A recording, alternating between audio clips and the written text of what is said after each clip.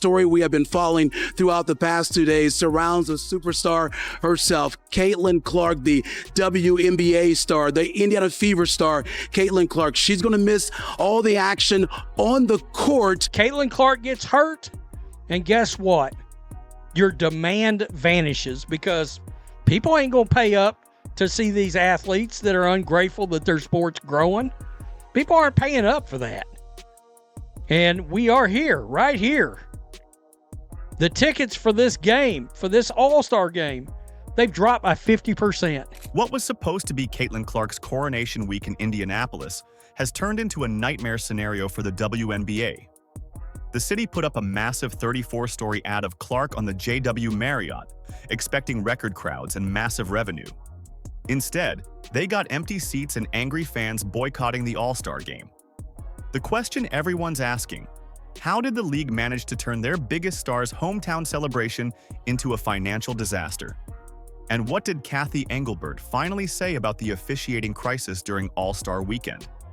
The answer reveals everything wrong with how the WNBA treats the players who actually bring in fans.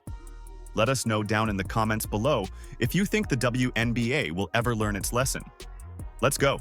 When you come to Indianapolis, look, this is what everybody's been talking about. This right here, Caitlin Clark, the banner right there on the JW Marriott. It is 34 stories banner, unbelievable. Is the largest banner ever on the JW Marriott. You may think about the bracket. Remember back in the NCAA tournament back in 2021? Yeah, it's bigger than that as well. 113,000 square feet. It is unbelievable. And you see what it says, from downtown in my town. No doubt, this is something that is grabbing everyone's attention. And who else better to be on that than the star herself, Caitlin Clark? Indianapolis spent months preparing for what they thought would be the biggest WNBA weekend in history. The city put up a replica all-star basketball court at the airport. Local businesses stocked up on inventory and hired extra staff. Gainbridge Fieldhouse had sold out within hours when tickets first went on sale. The get-in price hit $121, with average resale tickets going for $262, with the best seats going for thousands. The highest in WNBA All-Star Game history, according to TickPick. Really unfortunate that Caitlin Clark missed it. The crowd would have been exploding.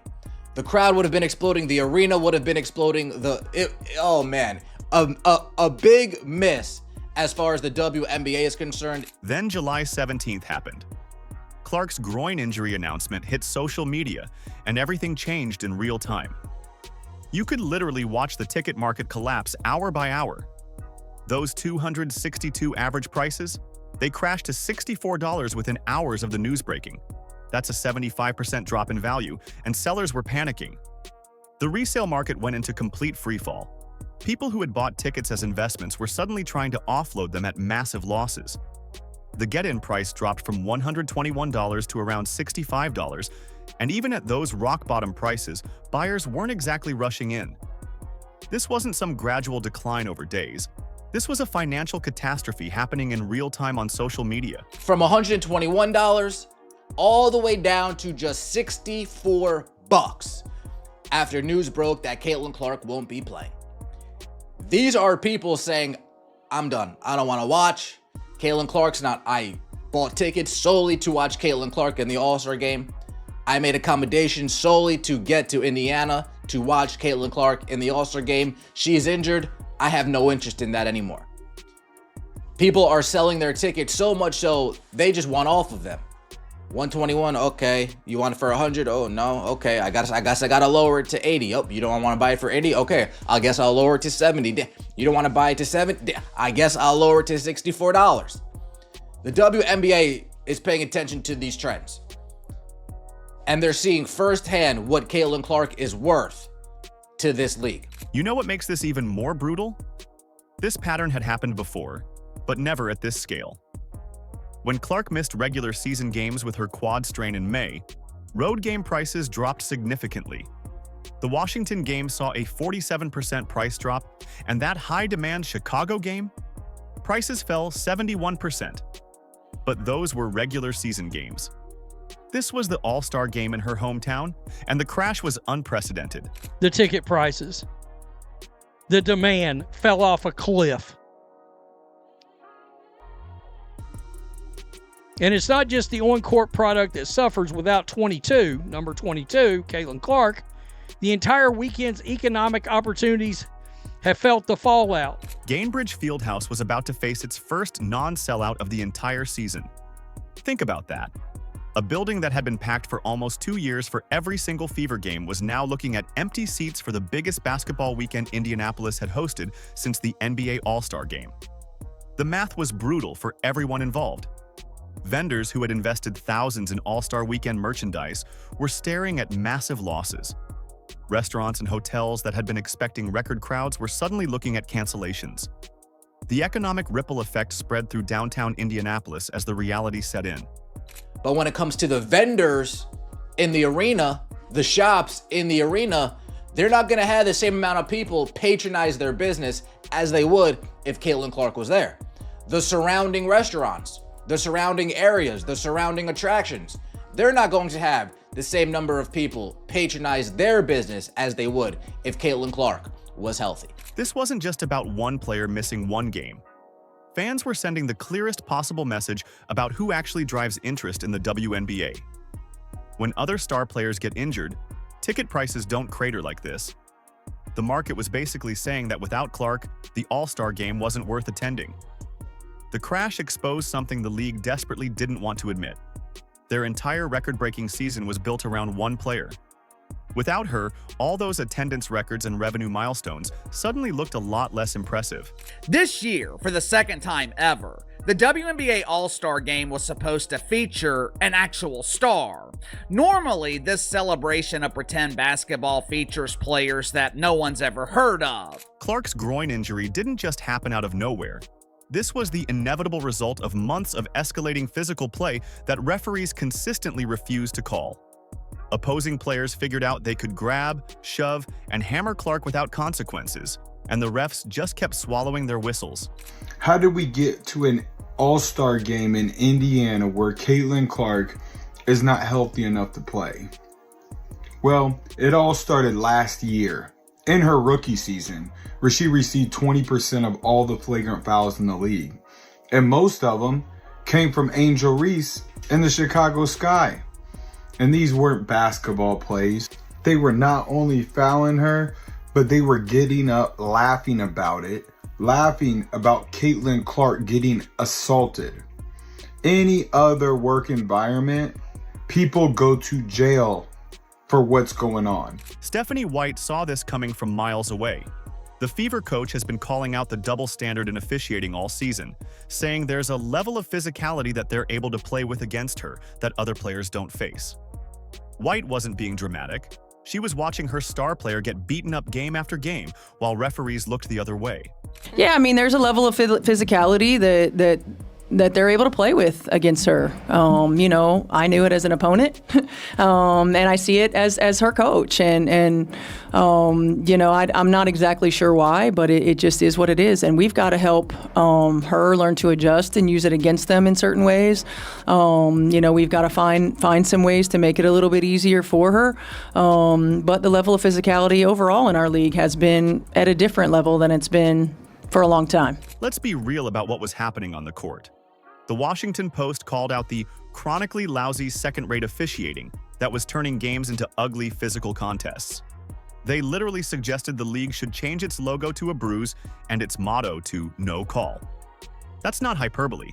That's what fans were watching every single night. You want specific examples? Teams were hooking and hammering Clark with 0 calls.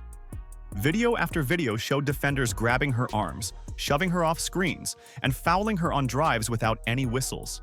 The refs just watched it happen. This created a culture where targeting Clark became a legitimate strategy for opposing teams. And last year, I noticed how much it was just Caitlin Clark. Caitlin Clark was taking all the hits. Caitlin Clark was taking all the abuse.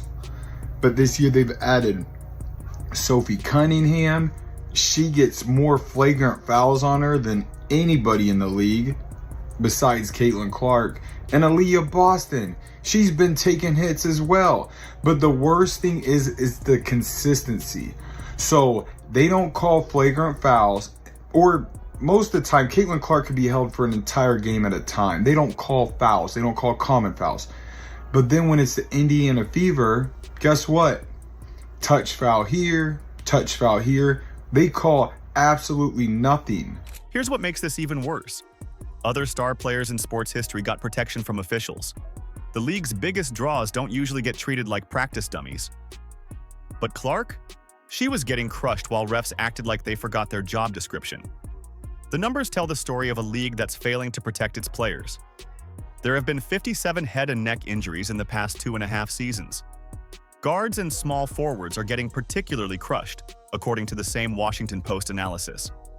This isn't normal wear and tear. This is a pattern of dangerous play being allowed to continue. Lisa Leslie knows exactly what Clark is facing with this groin injury. The WNBA legend dealt with her own groin injury in 2006 and warned that these injuries can linger for months or even years. That's the reality Clark now faces because referees refuse to do their jobs. This wasn't bad luck or just part of basketball. This was the predictable outcome of a league that refuses to protect its most valuable asset. Every uncalled grab, every ignored shove, every foul that went without a whistle built up to this moment. The officiating crisis has now cost the WNBA millions in revenue and exposed their complete failure to manage the game. When your biggest star gets injured because you won't protect her, don't be surprised when fans stop showing up. I actually had that injury 2006, and listen, I was heavily taped around my thigh, around my glute, just trying to make sure there was enough pressure to hold that groin. And the hard part is that the groin is sort of an area that you can't just touch and go, it hurts right here. You feel it deep. You have to get a lot of deep treatment, whether it's ice and heat and rest. Well, Caitlin Clark, she can't find a lot of rest right now because she's mid-season.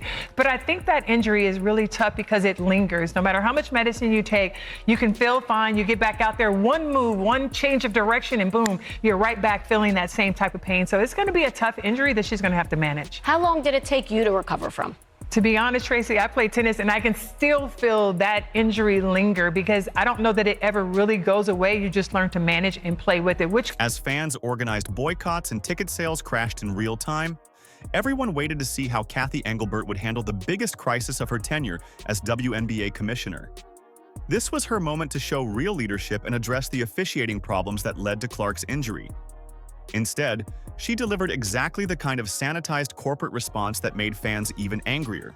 A bunch of players and coaches over the last few days have complained without being fine-worthy about officiating. I just want to see about your thoughts on if officiating is an issue and how it can be improved. Because clearly there seems to be problems or disconnect between what players and coaches feel and what officials are actually calling. When pressed about the refereeing issues during All-Star Weekend, Engelbert gave the typical executive non-answer. She called a meeting with over 40 players and league stakeholders, productive and constructive, emphasizing shared goals while completely sidestepping the core problem. Fans didn't want to hear about productive meetings. They wanted accountability for the refs who let Clark get beaten up all season long. I know as a fan of sports for 60 years now, I know that no one's ever happy with officiating. All sports deal with it, but we're working hard to make sure we're putting the best product out on the court, and our officiating then follows that. Her response ignored the financial damage playing out in real time across Indianapolis. While ticket prices crashed and businesses faced massive losses, Engelbert was talking about maintaining team profitability and constructive dialogue. The disconnect was stunning. Fans were literally voting with their wallets, and she acted like everything was business as usual. You know what fans actually wanted to hear? A direct acknowledgement that the officiating had been terrible. They wanted concrete changes to protect players like Clark. They wanted someone to admit that letting opposing teams target your biggest star is bad for business. Instead, they got corporate speak about shared goals and productive conversations. Engelbert's tone-deaf response proved that league leadership is completely out of touch with both fans and players. While Indianapolis businesses counted their losses and fans organized boycotts, she was talking about maintaining the status quo. Her failure to address the officiating crisis directly made the boycott worse, not better. They play against Breanna Stewart. She goes to the line 14 times. Asia Wilson goes to the line 13 times. And Aaliyah Boston can't play 20 minutes in a game without being on the bench in foul trouble. That's another problem that we're dealing with. But like I said, this year, it's not just Caitlin Clark. If you wear that Indiana Fever jersey, consider it done. The refs are not going to be fair, and they are going to cheat and do whatever it takes to do what the higher-ups say. The commissioner's weak leadership during this crisis has fans questioning whether the WNBA can actually change. When your biggest revenue driver gets injured because refs won't protect her, and your response is corporate platitudes about productive dialogue, you've lost the plot entirely. Fans saw right through the empty promises and responded accordingly. They stopped buying tickets. The WNBA got exactly what they deserved. An all-star game that fans called an abomination to the sport of basketball. Without Clark, the league was left trying to sell a product that nobody wanted to buy, and the results were brutal to watch. The game itself became a painful reminder of what happens when you don't protect your stars. Empty seats dotted Gainbridge Fieldhouse, the energy was flat, and the basketball was terrible. This was supposed to be the showcase event of the season, but it felt more like a practice scrimmage that nobody cared about. And, I mean, you're going to mess around, and a large, massive group of fans are going to be like, enough is enough. We've never had to see anything like it in sports, but you don't see these other leagues going around talking crazy about their fan bases all the time, like this league does. It's continuous. They're running their mouth about the people that are paying money to see them. You don't have other jobs where people walk up. You're in a public job that's in front of the world. The four-point shot gimmick made everything worse. Instead of real basketball, fans got what one source called a glorified layup line, with players just jacking up shots from way behind the arc. The lack of defense was embarrassing. Nobody was trying, nobody was competing, and the whole thing turned into an unwatchable mess that alienated the fans who actually tune in for real basketball. You know what became a bigger story than the actual game? The New York Liberty sending their mascot to recruit Clark during All-Star Weekend. Think about that for a second. A team mascot making recruitment pitches generated more buzz than the game itself. The Liberty's aggressive pursuit of Clark showed they understood something the league didn't: how to treat a prized possession. Their actions overshadowed everything happening on the court. Mascot is going through Caitlin's shit. Yeah, just going through, I'm going to tell you, Leah Boston, let's break down her face right now. I am not happy with the Liberty mascot invading our home turf right here. I mean, that mascot's cute. That mascot's cute. It is. She's having fun, but, you know, it's the Liberty mascot. So, of course, that is what everybody notices, right? After the meeting, the WWE style meeting in the back of the arena, right? As the heels are all meeting together, Breonna Stewart and Sabrina and Sandy Barndello, basically the Liberty, and of course the recruiting into the Four Horsemen. They're recruiting Caitlin Clark. This was the first real test of the WNBA without Clark, and it failed spectacularly. The contrast was stark compared to regular season games where her presence creates energy and excitement. Without her drawing power, the All-Star game exposed how much the league actually depends on one player to generate interest. The broader implications are massive. The Clark effect isn't just about one player putting up stats or selling tickets. It's about the entire future of women's basketball and whether the league can sustain the momentum they've built this season. This all-star disaster proved they can't. Fans voting with their wallets sent a message that the league can't ignore anymore. The empty seats, crashed ticket prices, and negative reviews weren't just about missing one player. They were about a fundamental disconnect between what fans want and what the WNBA is delivering. The league spent months talking about record viewership and unprecedented growth, but this All-Star weekend revealed the truth. Strip away Clark's star power, and you're left with a product that fans don't want to watch or pay for. The disaster proved that without addressing the problems that led to her injury, the WNBA risks losing the audience that actually matters. The WNBA had everything handed to them on a silver platter. a generational talent who brought record viewership, unprecedented fan interest, and millions in new revenue. They managed to turn it into a cautionary tale about what happens when you refuse to protect what matters most. Poor officiating, tone-deaf leadership, and a complete disconnect from fan expectations created this mess. This all-star disaster isn't the end of Caitlin Clark's story. It's fans demanding better from a league that clearly needs to change. The real question facing the WNBA: will they learn from this expensive lesson or keep making the same mistakes until there's nothing left to save? Let us know down in the comments below if you think the WNBA will ever learn its lesson. Like, subscribe, and turn on all notifications so you never miss out. Click the video on the screen, and we will see you in the next one.